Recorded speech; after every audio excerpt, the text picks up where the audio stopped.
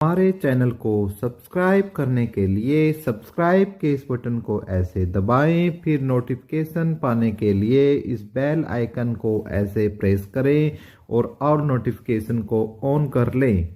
धन्यवाद। वेलकम साथियों, एक बार फिर आपके अपने चैनल एपिक एजू पर हम आपका स्वागत करते हैं। उम्मीद करते हैं कि आप और आपका परिवार एकदम स्वस्थ और मस्त होगा। तो रही दोस्तों रोजगार की बात, तो रोजगार की बात पे तो क्या ही बोल सकते हैं।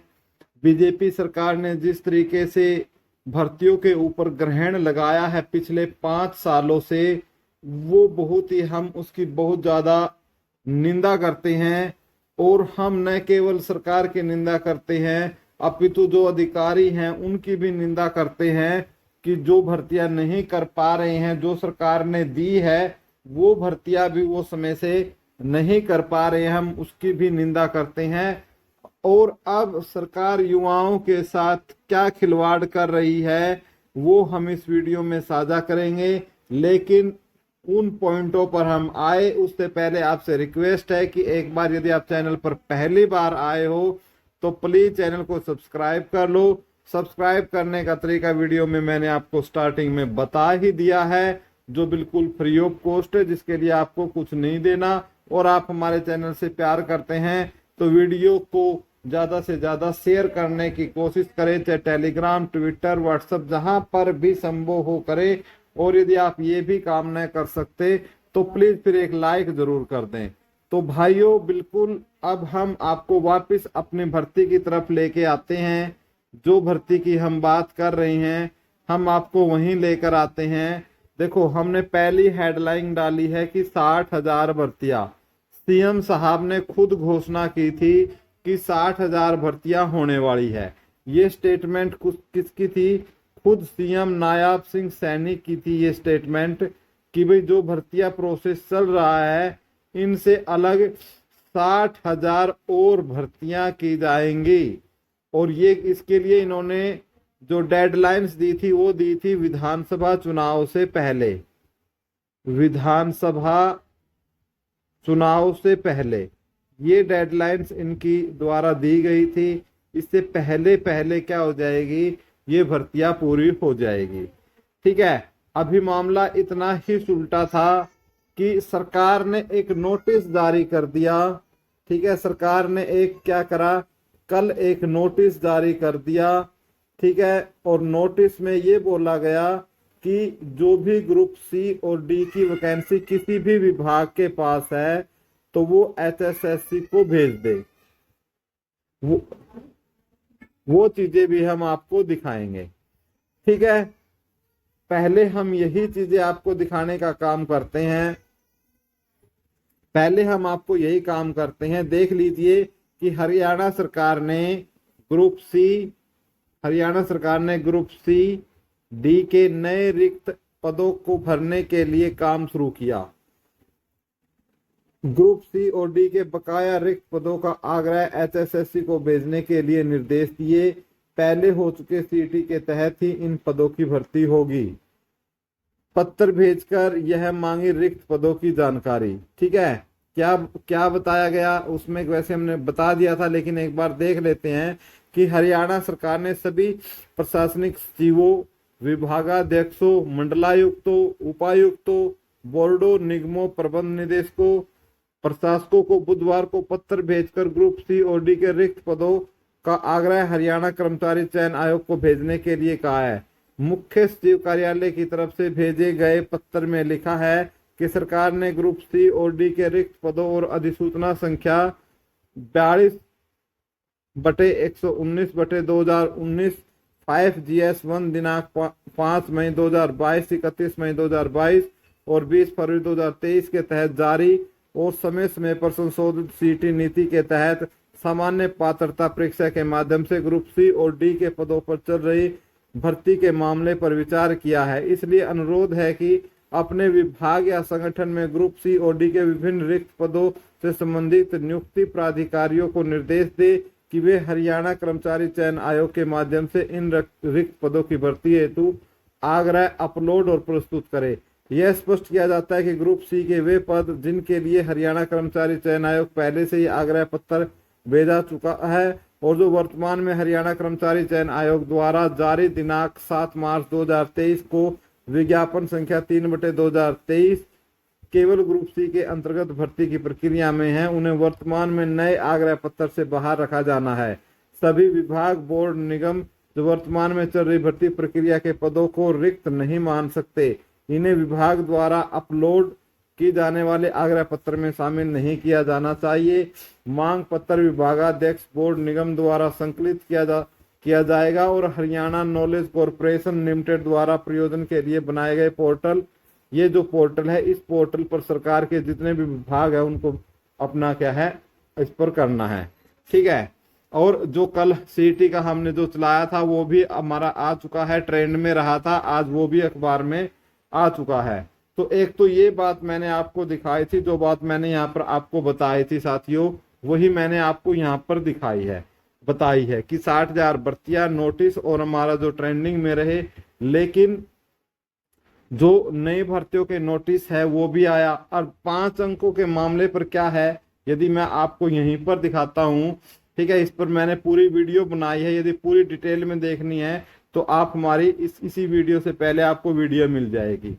ये देखिए कि क्या निर्देश दिया गया है कि अंतरिम फैसले का इंतजार करेगा, यानी 5 अंकों के फैसले को लेकर जो एडवोकेट जनरल बलदेव महाजन हैं, उन्होंने एक स्थिति स्पष्ट कर दी है कि वो इस चीज को लेकर कहां जा रहे हैं, सुप्रीम कोर्ट में जा रहे हैं। ठीक है। और भर्ती इन्होंने इस इंटरव्यू में, इसकी पूरी वीडियो देखनी है तो आप देख सकते हो, 13-14 मिनट की वीडियो है, पूरी हमने एक्सप्लेन किया। तो जो इस प्रकार से हमने देखा कि सरकार क्या है, एक दोहरा रवैया अपना रही है। अब दोहरा रवैया कैसे अपना रही है वो भी मैं आपको बता देता हूं कि सरकार ने क्या है, आज ही क्या किया कि ग्रुप सी और डी के लिए इन्होंने कल ही क्या किया, एक नोटिस निकाल कर विभागों को भेजा और उनसे पूछा कि भाई आपके कितने कहां पर पोस्ट है उसको बता दे, और जो सीईटी हुआ है उसी सीईटी के तहत हम क्या है, ये भर्तियां करने जा रहे हैं। एक तो ये क्लियर यहाँ से इस नोटिस से ये होता है कि सरकार क्या पर नेक्स्ट सीटी लेगी या नहीं लेगी, या भर्तियां इसी से करेगी। एक तो यहाँ से कर दिया, खुश कर दिया बच्चों को, कल की नोटिस निकल रहे हैं तो भर्तियां होंगी। लेकिन आज ही जो एजी साहब हैं उनका इंटरव्यू आ जाता है, आज ही इंटरव्यू पब्लिक्स करवा दिया जाता है सरकार के द्वारा, और ये एक सोची समझी साजिश होती है। और इंटरव्यू में एजी साहब ने एक बात क्लियर कर दी कि हम कहाँ हैं, सुप्रीम कोर्ट में जा रहे हैं। हम कहाँ जा रहे हैं, सुप्रीम कोर्ट में। ठीक है। अब सुप्रीम कोर्ट के लिए उन्होंने ये भी बता दिया कि अभी कोई भी जो सीनियर एडवोकेट है वो फ्री नहीं है, सब घूमने के लिए छुट्टियां हैं, बाहर गई हुई है। तो इसलिए जुलाई के अंदर जब कोर्ट खुलेंगे तो हम क्या है, इसकी हम इस पर कोर्ट केस करेंगे सुप्रीम कोर्ट में। ठीक है। और फिर सुप्रीम कोर्ट में क्या है भाई, डेट मिलेगी, फिर क्या पता कब की डेट मिले, अर्ली डेट मिले या बाद की डेट मिले, तब तक इन्होंने एजी साहब ने बोला है कि सारी की सारी प्रोसेस है वो आपकी तब तक थमी रहेगी जब तक सुप्रीम कोर्ट से कोई इंटरिम ऑर्डर पारित नहीं हो जाता। तो अब आप अंदाजा लगा सकते हो किस प्रकार की दोहरी रणनीति ये युवाओं के साथ कर रही है।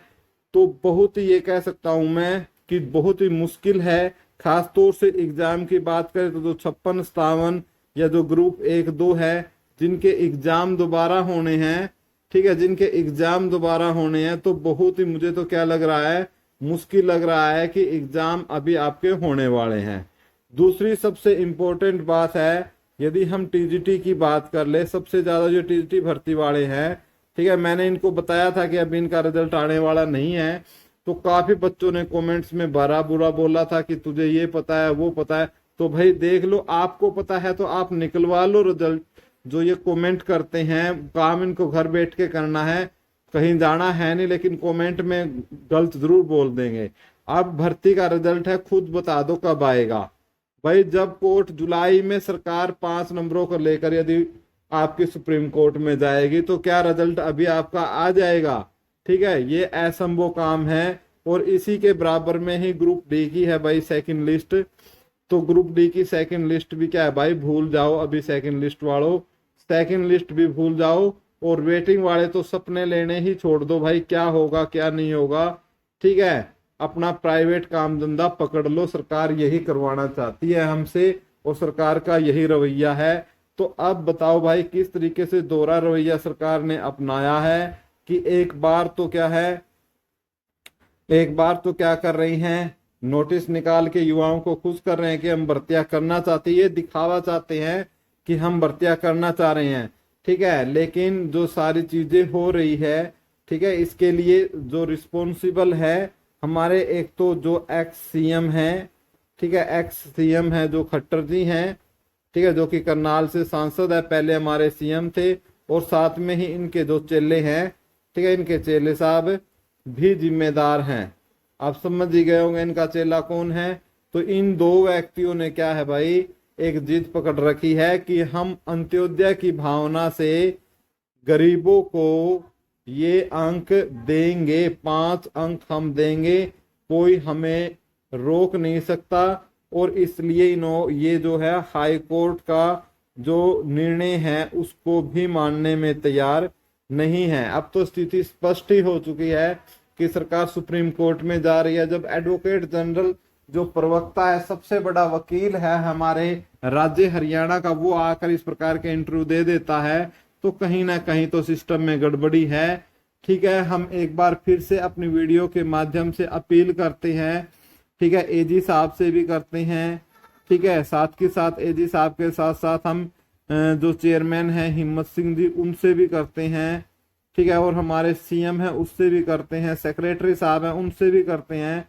तो जितने भी ये आला अधिकारी हैं इनसे हम एक बार हाथ जोड़कर विनती करते हैं कि हाथ जोड़कर विनती है, आप जो सुप्रीम कोर्ट में ना जाएं और जो हाई कोर्ट का फैसला है उसको मानकर प्लीज आप हमारी भर्तियां क्या हैं पूरी कर दे। वरना यदि आप ऐसा नहीं करोगे तो बहुत बड़ा आंदोलन हमें करना पड़ेगा। तो साथियों, आंदोलन के लिए आप तैयार हो जाओ और आपकी एक जो रूपरेखा है इस आंदोलन पर, जो टीमें लगी हुई हैं वो टीमें लगातार काम कर रही हैं कि आंदोलन कैसा होना चाहिए, किस तरीके से होना चाहिए, कैसे भर्तियां पूरी सरकार पर दबाव डाल सकते हैं, सभी उस पर काम चला हुआ है।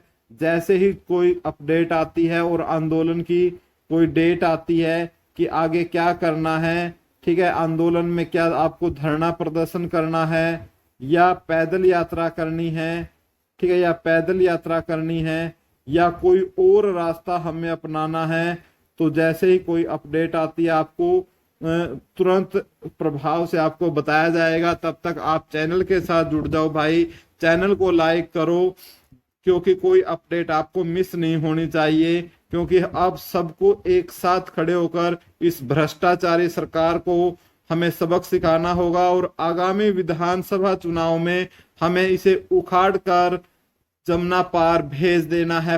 भेज क्या देना है, फेंक देना है भाई जमुना से पार, ठीक है, जिन्होंने इतनी जबरदस्त युवाओं के साथ बुरा बर्ताव कर रखा है। तो इन्हीं, बस ज्यादा नहीं बोलना चाहूंगा भाई, इन्हीं वाक्यों के साथ वीडियो को विराम देना चाहता हूं।